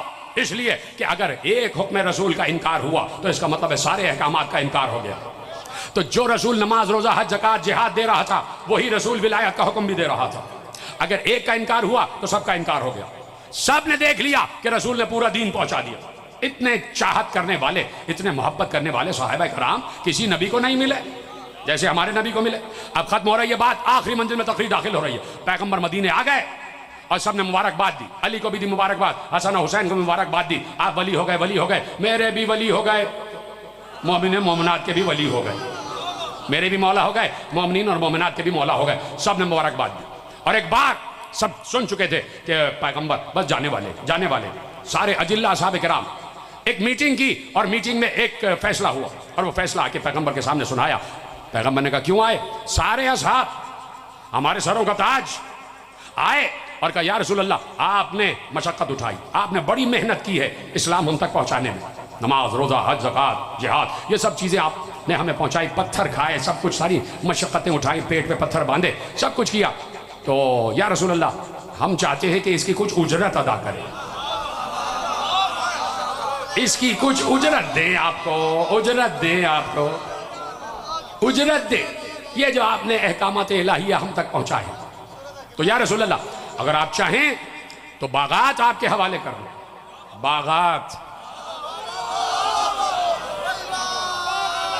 بھٹو بھائی، مانی بھائی، باغات چاہیں تو باغات آپ کے حوالے کر دیں، چاہے تو زمینیں دے دیں، جائیدادیں دے دیں، درہم و دینار دے دیں۔ پیغمبر چپ ہو گئے، سب سمجھ گئے کہ جب چپ ہوتے تو اس کی وحی کا انتظار کرتے. اور اب لے جائیے نتیجہ. اس آیت اتنی مشہور کہ اس کا ترجمہ کرنے کی ضرورت ہی نہیں ہے. سارے اصحاب ہمتن گوش کہ پیغمبر کا جواب کیا تھا؟ اجرت دے دیں گے آپ کو, مزدوری دے دیں گے. میرا دل کہتا ہے پیغمبر دل میں سوچ رہے ہوں گے تمہارے کہنے سے نماز تھوڑی پہنچائی, تمہارے کہنے سے ہدایت تھوڑی دی ہے. اگر تمہارے کہنے سے صراط مستقیم کی ہدایت دی ہوتی تو تم سے کہتے کہ مزدوری دے دو, تم سے کہتے کہ مزدوری دے دو. اب جس کے کہنے سے کار ہدایت انجام دیا اس کی طرف مخاطب ہوئے, آسمان کی طرف دیکھا, جبرائیل نازل ہوئے اور ایک بار جبرائیل نے کہا کہ کہہ دیجئے, اور پیغمبر نے کہنا شروع کیا. کیا کہنا ہے؟ کہہ دیجئے لا اسألکم علیہ اجرا الا المودۃ فی القربى. اے نبی ان سے کہہ دیجئے یہ جو کچھ میں نے کار رسالت انجام دیا ہے اس کی مزدوری نہ درہم ہے, نہ دینار ہے, نہ وہ باغات جو لوٹ لیے جائیں گے, کچھ نہیں. اس کی مزدوری یہ مادی دولت نہیں ہے. یا رسول اللہ اس کی مزدوری کیا ہے؟ نماز کی مزدوری, روزے کی مزدوری, حج کی مزدوری, زکوٰۃ کی مزدوری, جہاد کی مزدوری, قرآن کی مزدوری. یہ پوری شریعت پہنچانے کی اجرت. یہ پوری شریعت پہنچانے کی اجرت کیا ہے؟ اجر. یہ پوری شریعت پہنچانے کی اجرت کیا ہے؟ پیغمبر نے کہا اجرت تم سے نہیں, تم سے اجرت نہیں چاہیے. اللہ کہہ رہا کہ اجرت یہ ہے کہ میرے قربا سے محبت نہیں مودت کرو. مودت کرو, مودت کرو, محبت نہیں مودت کرو. تو یہ مودت و محبت میں فرق میں اپنے بزرگوں سے نہیں کہہ رہا, بزرگ مجھ سے بہتر جانتے ہیں, بڑے بڑے علماء کو سنے ہوئے. میں اپنے ننے اپنے یہ عزاداروں تک جملہ پہنچا دوں, چھوٹے بچوں تک, کہ محبت و مودت, مودت اور محبت, محبت کبھی ہوئی کبھی نہیں ہوئی. کسی وصف سے محبت ہے, وہ وصف ختم ہوا, محبت ختم. ابھی ہم اور آپ بیٹھے ہیں, کوئی دو دوست مل جائیں تو آپس میں محبت پیدا ہو گئی. 1 گھنٹے 2 گھنٹے 3 گھنٹے بیٹھے, وہ اپنے گھر چلے گئے, وہ اپنے گھر چلے گئے, وہ اپنے کاموں میں مصروف ہو گئے, وہ اپنے کاموں میں مصروف ہو گئے, وہ ان کو بھول گئے, وہ ان کو بھول گئے, دوبارہ ملے, پھر محبت جاگی. کہا یہ نہیں, مودت, مودت. اور ایک جملے میں سمجھاؤں, علامہ اظہر حسن زیدی علی اللہ مقامہ کا جملہ, انہوں نے کہا مودت سیکھنا ہو تو مچھلی سے سیکھو. کہا مچھلی پانی سے محبت نہیں کرتی, مودت کرتی ہے.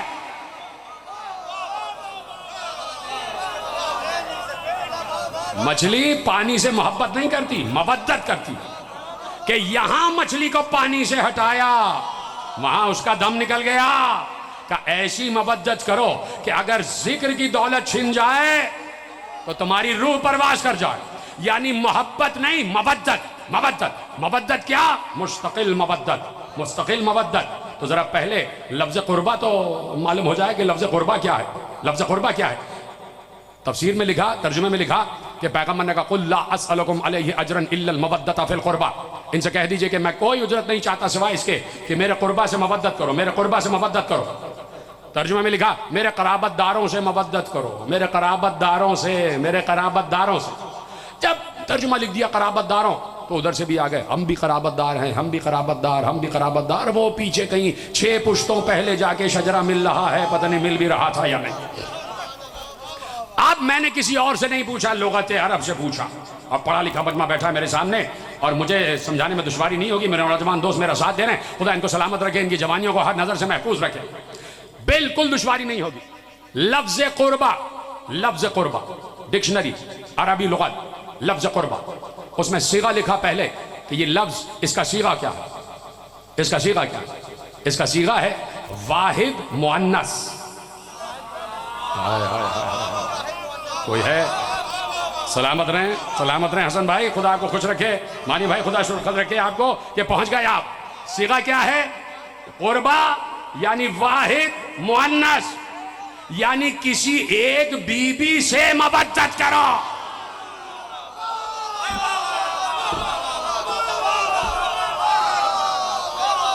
کسی ایک خاتون سے مودت. اور مودت کا مطلب یہ نہیں ہے کہ کبھی آ گئے تو محبت جاگ گئی. کہا نہیں, اگر مودت ہے تو اٹھتے بیٹھتے سوتے جاگتے کھاتے پیتے چلتے پھرتے, یہاں تک کہ قبر میں بھی چلے جاؤ تو صرف لبوں پہ ہو علی علی علی علی. ارے اسی لیے تو جب مردہ قبر میں ہم رکھتے ہیں، پھینکتے نہیں ہیں، بڑے ادب سے. ہمارے ہاں تو مردوں کو بھی بڑے ادب سے لے کے جاتے، قبر کھودی جاتی ہے، ادب سے مردے کو قبر میں اتارتے. یہ ادب کیوں بھائی؟ کہا اس لیے کہ محبت علی لے کے جا رہا ہے، کربلا کا کفن پہن کے جا رہا ہے. اور پھر پوری زندگی یہ جو مجلس ہو رہی ہے، یہ جو میں بار بار کہتا ہوں کہ فضائل پڑھوں تو بولو، یہ کیوں کہتا ہوں؟ اس لیے کہ قبر میں بھی کہا جاتا ہے سنو سمجھو، سنو سمجھو، سنو سمجھو، یہی کہا جاتا ہے. تو یہ پریکٹس ہے کہ سنو سمجھو، تاکہ جب قبر میں جاؤ تو بولو، تو بولو. اور قبر میں بھی یہ ہوتا ہے، قبر میں بھی یاد دلایا جاتا ہے کہ کون امام ہے، واحد توحید، تمہارا معبود کون ہے، تمہارا رسول کون ہے، تمہاری کتاب کیا ہے، تمہارا قبلہ کیا ہے، تمہارے امام کیا ہے. یہی سب سوال ہیں قبر میں. تو یہ سب سوال اس صورت میں سمجھ میں آئیں گے جب مودت کی منزل سے گزر رہے ہو. ہر وقت دل میں اجر رسالت ادا کرنے کا ایک جذبہ ہو، اجر رسالت ادا کرنے کا ایک جذبہ ہو. یہ بھی ایک بڑے مشہور خطیب کا جملہ ہے. اب مجھے یاد نہیں آ رہا کس کا، اس لیے کہ اس جملے کو پتہ نہیں کتنے لوگوں نے پڑھا. اب کس کا تھا اس کو ثواب جا رہا. میں کبھی بھی کسی کا جملہ بغیر نام لیے کوٹ نہیں کرتا. میرے اپنے جملے ہوتے ہیں تو میں بغیر نام لیے کوٹ کر دیتا ہوں. اب یہ کسی خطیب کا جملہ ہے اور اتنا مشہور جملہ ہے کہ آپ کے چہرے پہ مسکراہٹ آ جائے گی.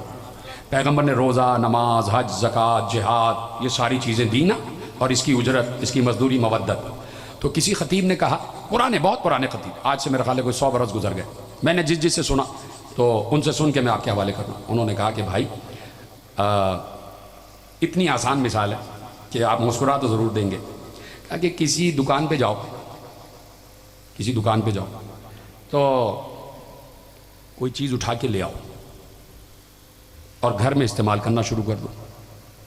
بعد میں معلوم ہو اس کی تو قیمت ہی ادا نہیں کی تھی، تو اس کا استعمال حرام ہو جاتا ہے. پتہ نہیں سمجھے کہ نہیں سمجھے. کوئی چیز خرید کے لاؤ، چوری کر کے لے آؤ، اس کا استعمال حرام ہو جاتا ہے جب تک قیمت نہ دی جائے. جب تک قیمت نہ دی جائے. اللہ کہہ رہا ہے روزے، نماز، حج، زکوٰۃ، جہاد کی قیمت ہے مودت.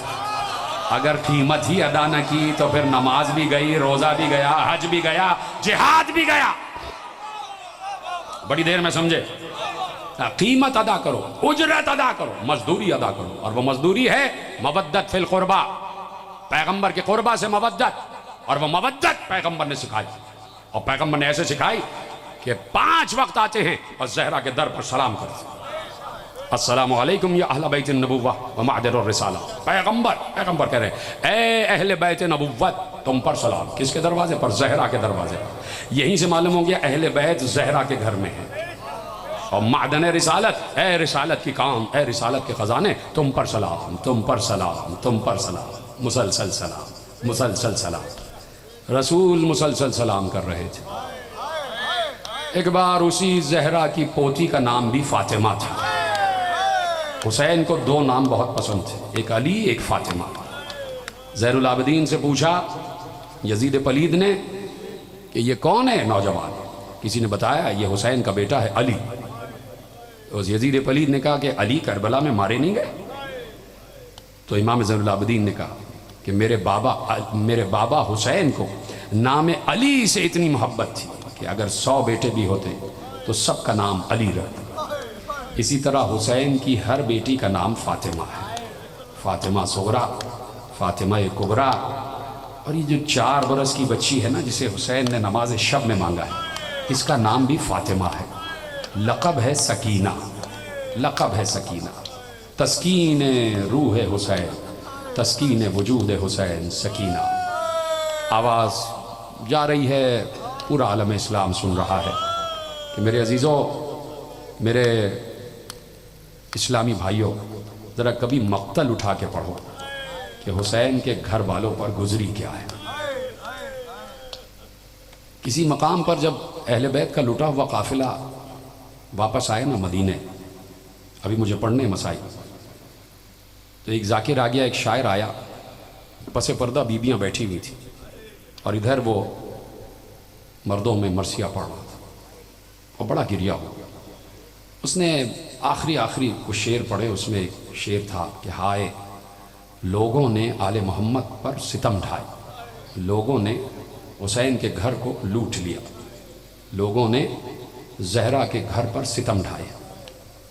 پس پردہ بی بی فاطمہ کبریٰ سلام اللہ علیہا بیٹھی تھی، انہوں نے کنیز کو بھیجا اور کہا شاعر سے کہو کہ یہ نہ کہے کہ لوگوں نے لوٹ لیا، کو لفظ تبدیل کر دے، کہو مسلمانوں نے لوٹا، نبی کے کلمہ گویوں نے لوٹا، نبی کے کلمہ گویوں نے ہم پر تازیانے برسائے، اجرکم اللہ۔ کتنے دن ہو گئے میرے عزیزو؟ پہلی محرم آئے ہوئے، آج 25 سفر ہو گئے، تقریباً آج 55 دن ہو گئے کہ ہم فرش عزا روز بچھا رہے ہیں، اور فرش عزا کسی اور کا نہیں، نبی کے نواسے کا، نبی کی بیٹی کے بیٹے کا۔ اگر پتہ کرنا ہونا، اس لیے کہ سکینہ کا ایک لقب وارث زہرا بھی ہے، جیسے بی بی زینب کا ایک لقب شریکت الحسین ہے نا، ایسے ہی سکینہ کو کچھ علماء عرفان شریکت الزہرا، زہرا کی شریک ہے۔ اچھا شریکت الحسین کیوں کہتے ہیں بی بی زینب کو؟ کہ جتنے ستم حسین نے جھیلے ہیں اتنے ہی ستم زینب نے بھی جھیلے، اس لیے شریکت الحسین۔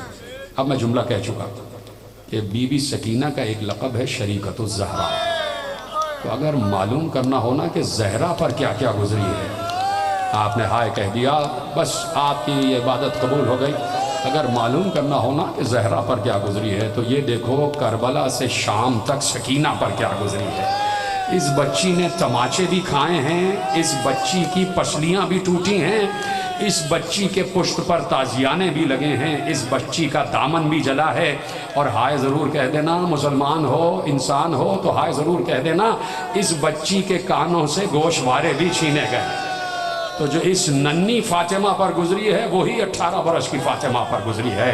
میرے عزیزو بچی ایک ایک تماچے پر بار بار فرات کا رخ کر کے کہتی تھی چچا عباس کیا یتیموں کو تماچے مارے جاتے ہیں؟ کیا یتیموں کے دامن میں آگ لگتی ہے؟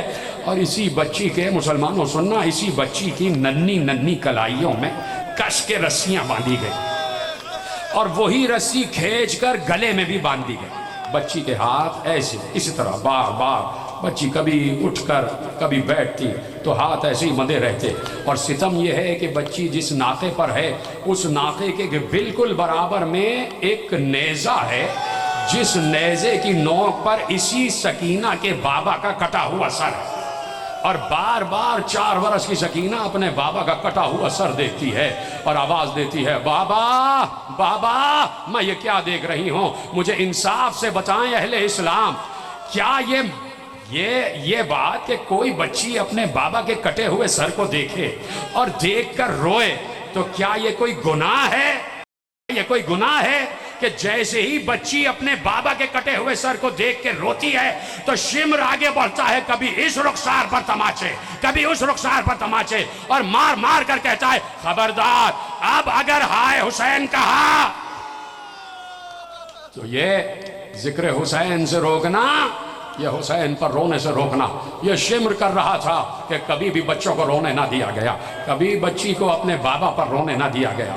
سن لینا ایک روایت، آپ گریہ کر رہے ہیں، آپ کے گھر میں بچیاں ہوں گی، چھوٹی چھوٹی بچیاں، کبھی تو چھوٹی رہی ہوں گی، تصور کر لینا 4 برس کی چھوٹی سی بچی، پھر یہ بچی سادات کے گھرانے کی، جنت کے سرداروں کی بیٹی، جو جنت دوزخ تقسیم کرنے والے ہیں ان کی بیٹی، سرداروں کی بیٹی، اور یہ وہ بچی ہے جو کبھی زمین پر نہیں آئی، کبھی زینب کی گود میں، کبھی عباس کی گود میں، کبھی علی اکبر کی گود میں، کبھی اماں کی گود میں، اور یقین کرو جب رات آتی ہے تو بابا کے سینے پر سو جاتی ہے، رخسار رکھتی ہے سینہ حسین پر اور سو جاتی ہے، بڑی آرام سے، بڑی اچھی نیند آتی تھی سکینہ کو۔ یہی سکینہ نے جاتے جاتے کہا تھا بابا کہاں جا رہے ہیں؟ کہ بیٹی شاید رات کو ہم واپس نہ آ سکیں۔ کہا بابا آپ کو پتا ہے نا کہ آپ کے سینے کے بغیر مجھے نیند نہیں آتی، بابا آپ کے سینے کے بغیر نیند نہیں آتی۔ کہ سکینہ شاید آج واپس نہ آ سکیں، تم آج اماں کے سینے پہ سو جانا۔ تو سنیں گے ایک لفظ، سکینہ نے پوچھا بابا پھر آج رات آپ کے سینے پہ کون سوئے گا؟ کہا کہ سکینہ آج رات ہمارے سینے پہ علی اصغر سوئیں گے۔ ہائے کہنے والوں خدا تمہیں سلامت رکھے، پیچھے والے حضرات بھی ماتم کرنا میں دیکھ رہا ہوں۔ ہائے کہنے والوں کو خدا سلامت رکھے۔ سکینہ نے کہا بابا مجھے مقتل کا راستہ معلوم ہے، میں رات کو مقتل میں آ جاؤں گا اور آپ کو تلاش کروں گا۔ مجھے بتاؤ اے اہل اسلام، مجھے بتاؤ کہ بچی اپنے بابا کے لاشے سے لپٹی ہے، وہ باپ جس کے سینے کے بغیر بچی کو نیند نہیں آتی، اس بچی کے بابا کا سر بریدہ لاشا پڑا ہوا ہے، اور بچی جا رہی ہے قید میں اور جاتے جاتے اپنے بابا سے لپٹنا چاہتی ہے۔ تو کیا یہی حسن سلوک تھا کہ بچی کو تازیہ نے مار کے ہٹایا جائے؟ میں تو پیغاماتی مسائل پڑھ رہا ہوں کہ بچی کو تازیہ نے مار کے ہٹایا جائے، اور بچی ہر تازیانے پہ چچا عباس کو یاد کرتی۔ اب ایک منظر سن لینا، یہ قافلہ چل رہا ہے، جا رہا ہے، اتنی تیز دھوپ، عرب کی تپتی ہوئی ریت، زمین سے بھی آگ ابل رہی ہے، سورج بھی آگ برسا رہا ہے۔ یہ جتنے اشقیہ تھے فوج یزید کے سپاہی، مقتل کبھی ایسے بھی سننا، یہ جتنے فوج یزید کے سپاہی تھے جب بھی کسی منزل پہ رکتے تھے تو ناقے اتارے جاتے تھے، ان سے شامیانے نکالے جاتے تھے اور اپنے لیے شامیانے بناتے تھے، اور ان شامیانوں کے نیچے خیموں کے اندر خود قیام کرتے تھے، اور پھر خود ان کے لیے پانی کی مشکیں رہتی تھی، اس میں پانی پیا کرتے تھے۔ ایک مقام پر خود جناب زینب نے یہ روایت بیان کی ہے، اور ہائے ضرور کہہ دینا، کہتے ایک مقام پر رکے، میں اپنے بھتیجے کو دیکھ رہی تھی علی بن الحسین کو، کہ علی بن الحسین کے پاؤں میں چھالے پڑے ہوئے ہیں، اتنا میرے بھتیجے کے پاؤں میں اتنے کانٹے چبھے تھے، اتنے پتھر کہ وہ چھالے پڑ چکے تھے، اور بار بار چھالے پھوٹتے تھے، ان سے لہو بہتا تھا، پھر چھالے بن جاتے تھے۔ اور ایسے میں کہتی ہیں کہ ایک مقام پر قافلہ رکا، شدید گرمی تھی، اشقیہ تو سائے میں بیٹھ گئے۔ بی بی کہتی ہیں میں نے سایہ تلاش کیا کہ کہیں کوئی سایہ مل جائے جس میں میں سجاد کو بٹھا دوں، جس سائے میں سجاد کو بٹھا دوں۔ دیکھ رہے ہیں آپ بی بی کی قربانیاں دیکھ رہے ہیں، اپنے لیے سایہ نہیں چاہ رہی کہ میں اپنے وقت کے امام کو سائے میں بٹھا دوں۔ تو دیکھتی ہیں کہ ایک جگہ اونٹ بیٹھا ہوا ہے اور اونٹ کا سایہ زمین پر پڑ رہا۔ بی بی زینب نے سجاد اٹھایا لرزتے ہوئے قدموں سے، کہا اماں، پھوپھی اماں، کہا بیٹے آؤ، بیٹے آؤ، میرے ساتھ ساتھ آؤ، اور اس اونٹ کے سائے میں سجاد کو بٹھا دیا اور خود دھوپ میں بیٹھ گئی۔ ایسے میں بی بی کہتی ہیں سکینہ اٹھی، چاروں طرف بچی نے دیکھا، بچی کے بھی پاؤں میں چھالے پڑے ہوئے ہیں، اس لیے کہ بچی کے پاؤں میں بھی نالین نہیں ہے۔ بچی اسی تپتی ہوئی ریت پر ہاتھ بندھے ہوئے کبھی ادھر دیکھ رہی ہے کبھی ادھر، کہ کہیں سایہ میسر آ جائے تو سکینہ سائے میں بیٹھ جائے۔ تو کہتے ہیں بہت دور جا کے، کافی دور جا کے کچھ جھاڑیاں نظر آ رہی تھی۔ تم نے دیکھا ہے نا صحراؤں میں کیسی جھاڑیاں ہوتی، بکھری بکھری جھاڑیاں، کہا ان بکھری بکھری جھاڑیوں کا بکھرا بکھرا سایہ زمین پر پڑ رہا تھا۔ سکینہ نے وہی غنیمت جانا، سکینہ اسی بکھرے ہوئے سائے میں جا کر بیٹھ گئے۔ بیٹھنے کے بعد بچی بہت تھکی ہوئی تھی، بچی کو شاید تھکن کی وجہ سے آرام کی ضرورت ہو، بچی کے پاس تکیہ تو تھی نہیں، بچی نے بندھے ہوئے ہاتھوں سے مٹی اکٹھا کی اور اس کا تکیہ بنایا، اور سکینہ ایسے رخسار اسی تکیے پہ رکھ کے سو گئی، اپنے ہاتھ پاؤں سمیٹ لیے۔ دیکھتے ہو نا چھوٹی بچیوں کو اس طرح سوتی ہیں، ایسے رخسار ہاتھ رکھ کے بچی سو گئی۔ غش آ گیا، نہ معلوم کیا سوچ رہی تھی۔ ایسے میں شہزادی زینب کہتی ہیں کہ تیزی سے کچھ سپاہی آئے اور کہا یہاں سے جلدی سے نکلو، جلدی سے، اس لیے کہ اب جو آقا علاقہ ہے وہ ہم پر حملہ کرنے والے ہیں۔ جلدی جلدی سے سامان کو سمیٹا گیا اور جلدی سے بیویوں کو اونٹ پر بٹھایا گیا۔ بی بی فاطمہ کبریٰ کے اونٹ پر جناب سکینہ ساتھ بیٹھتی تھی، یہ اونٹ تیزی سے دوڑائے گئے۔ اچانک بی بی فاطمہ کبریٰ نے دیکھا کہ سکینہ نہیں نظر آ رہی۔ ایسے نہ سنیں، ایسے نہ سنیں۔ میں کہتا ہوں کہ بھائی روزہ رضا رو لیا کریں تو پھر آپ ناراض ہوتے ہیں، ایسے نہ سنا کریں۔ یہ کوئی قصہ کہانی نہیں ہے، یہ خود جناب زینب نے مصائب بیان کی ہے۔ کہ میری بیٹی فاطمہ کبریٰ بھتیجی نے کہا کہ قافلہ روکو، اس لیے کہ سکینہ نہیں ہے، میرے پاس سکینہ نہیں ہے، قافلہ نہیں روک رہے تھے۔ اسی وقت شہزادی زینب کہتی ہیں کہ فاطمہ کبریٰ نے چلا کر کہا ظالموں، اگر قافلہ نہ روکا تو میں چلتے ہوئے اونٹ سے نیچے گر جاؤں گی، میں اپنے آپ کو نیچے گرا لوں گی۔ ادھر ہی سے سید سجاد نے آواز دی قافلہ روک دو۔ عمر سعد سے کہا، خولی سے کہا، شم سے کہا خدا کا واسطہ قافلہ روکو، خدا کا واسطہ۔ میری چھوٹی بہن پیچھے رہ گئی، میری چھوٹی بہن پیچھے رہ گئی۔ ختم ہو گئی تقریر میرے عزیزوں۔ اب یہاں سے میں تمہیں وہ بیان سناتا ہوں جو جناب سکینہ نے زندان شام میں، جو شام کی عورتیں آ کے بیٹھتی تھی نا دروازے پر، سکینہ جو اپنے واقعات سناتی تھی، اسی واقعے میں ایک واقعہ یہ سنایا۔ آدھا واقعہ تمہیں میں نے بی بی زینب کی زبانی سنایا، اب باقی واقعہ جناب سکینہ کی زبانی ہے۔ سکینہ کہتی ہیں ایسے میں اٹھی تو مجھے کوئی نظر نہیں آ رہا تھا، میری پھوپھی بھی نہیں، میرا بھیا بھی نہیں، قافلہ بہت دور جا چکا تھا، مجھے قافلہ بھی نظر نہیں آ رہا تھا۔ میں اٹھی، میں تنہا رہ گئی، کبھی میں اس طرف جا رہی تھی، کبھی صحرا میں اس طرف، کبھی ادھر آواز دیتی چچا عباس، کبھی ادھر آواز دیتی بابا، کبھی آگے جاتی پھوپھی اماں، بھیا سجاد، میں اکیلی رہ گئی، بھیا میں اکیلی رہ گئی۔ کہتے ہیں بی بی کہتی ہیں جناب سکینہ نے شام کی عورتوں کو سناتے ہوئے روتے روتے کہا کہ ایسے میں نے کسی کو آتے ہوئے دیکھا، میں نے کسی کو آتے ہوئے دیکھا، اب جب میں نے غور سے دیکھا اور وہ شخص قریب آیا تو میری روح نکلنے لگی، میرا تن بدن لرز رہا تھا۔ کہا کہ وہ کوئی اور نہیں، وہ ملعون زجر بن قیس تھا کہ جو بار بار مجھے تماچے بھی مارتا تھا اور مجھے تازیانے دکھا دکھا کر ڈراتا تھا۔ کہا کہ میری روح پرواز کر رہی تھی، میرا جسم لرز رہا تھا، اس لیے کہ زجر قریب آ رہا تھا، اور اس نے ایک بار تازیانہ اٹھا کر کہا کہ تیری مجال کیسے ہوئی کہ تو پیچھے رہ گئی۔ ایک بار جیسے ہی اس نے چاہا کہ مجھ پر تازیانہ برسائے، پیچھے سے میرا بھائی سجاد ہاتھوں کو جوڑ کر کہتا ہے اے شیخ یتیم بچی ہے، یتیم بچی ہے، میری بہن کو مارنا نہیں، میں ضامن بنتا ہوں، میں ضامن بنتا ہوں، یہ بچی روئے گی نہیں، یہ بچی روئے گی نہیں۔ ذرا سی اگر رونے کی شکل ہی بنا لیں۔ سید سجاد نے کہا میں ضامن بنتا ہوں، یہ بچی اب نہیں روئے گی۔ زینب پیچھے پیچھے آ رہی تھی، بچی کو اٹھایا، فاطمہ کبریٰ کے اونٹ پر بٹھایا، چل پڑا قافلہ، جا رہا ہے قافلہ۔ چلو یہی آخری روایت ہے۔ ایک مقام پر رکا قافلہ، میں نے تمہیں بتایا کہ جنت کے جوانوں کی سردار کی بیٹی ہے۔ پہلے یہ تصور کرو کہ ہم چاہے کتنے بھی امیر کیوں نہ ہو جائیں، سب سے زیادہ امیر ہے حسین، سب سے زیادہ امیر گھرانہ ہے آل محمد، اس گھرانے کی بیٹی، کائنات کے سرداروں کی بیٹی۔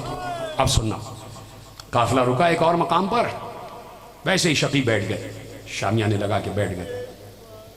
سکینہ نے پھوپھی اماں کے دامن کو پکڑ پکڑ کر کہا پھوپھی اماں۔ بی بی زینب نے کہا کیا بات ہے بیٹا؟ کہا پھوپھی اماں مجھے بہت پیاس لگ رہی ہے، پھوپھی مجھے پیاس لگ رہی، میری زبان میں کانٹے پڑے ہوئے ہیں۔ کیوں کہا سکینہ نے؟ اس لیے کہ سامنے دیکھ رہی تھی کہ شمر کے ہاتھ میں ایک مشکیزہ تھا اور وہ سب کو پانی پلا رہا تھا، سب کو پانی پلا رہا تھا۔ کہا پھوپھی اماں اجازت ہے کہ میں شمر سے پانی مانگوں؟ زینب نے سینے سے لگا لیا بچی کو اور صرف ایک جملہ کہا روتے ہوئے، سکینہ یہ بہت ظالم لوگ ہیں، یہ کبھی پانی نہیں دیں گے، مجھے پتا یہ پانی نہیں دیں گے، لیکن تم حجت خدا کی پوتی ہو، جاؤ حجت تمام کرو، بس پوچھ لو، کہیں یہ کہنے کو نہ ہو کہ بچی مانگتی تو ہم دے دیتے۔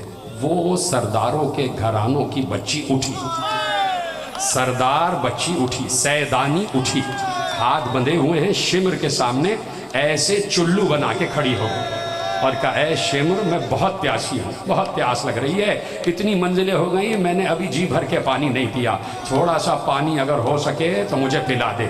تو شمر نے بڑی حقارت کی نگاہ سے دیکھا اور دیکھ کر جھڑک کر کہا دور ہٹ جاؤ مجھ سے، دور ہٹ جاؤ۔ سکینہ پھر بڑے ملائم لہجے میں بولی، روتی بھی بولی اچھا میں سمجھ گئی کہ بہت سے لوگوں کو پانی پینا، ہاں شیخ میں انتظار کر لوں گی، سب کو پانی پلا دے، اگر تھوڑا سا پانی مشک میں بچ جائے تو وہ بچا ہوا پانی ہی مجھے پلا دینا۔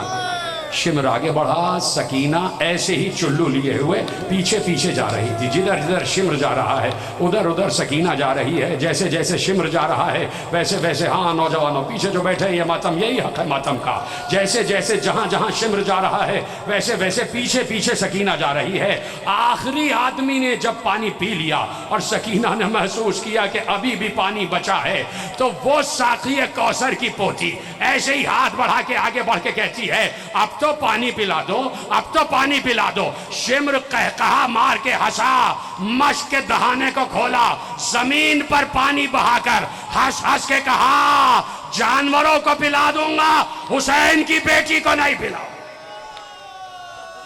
الا لعنت اللہ علی القوم الظالمین فسيعلم الذين ظلموا أي منقلب ينقلبون۔